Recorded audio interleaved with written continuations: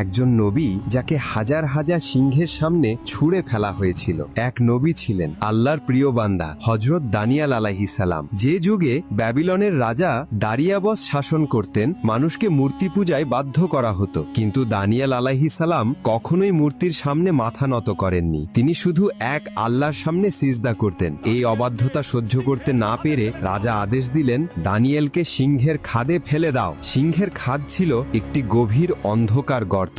ভিতরে ছিল ক্ষুধার্ত হিংস্র সিংহ, যাদের সামনে পড়লে মৃত্যুই ছিল নিশ্চিত। রাত নেমে এলো। হাজার হাজার সিংহ দাঁত বের করে দানিয়েলের দিকে তাকিয়েছিল। প্রতিটি নিঃশ্বাস ভারী মনে হচ্ছিল, কিন্তু তিনি ভয় পাননি। তিনি চোখ বন্ধ করে সমস্ত হৃদয় দিয়ে আল্লাহকে ডাকতে লাগলেন, হে আমার রব, তুমি তো আমার ভরসা। সারা রাত কাটলো আল্লাহর জিকিরে, আর সিংহরা তার কোনো ক্ষতি করতে পারল না। সকালে রাজা দারিয়াবস উদ্বিগ্ন হয়ে এসে চিৎকার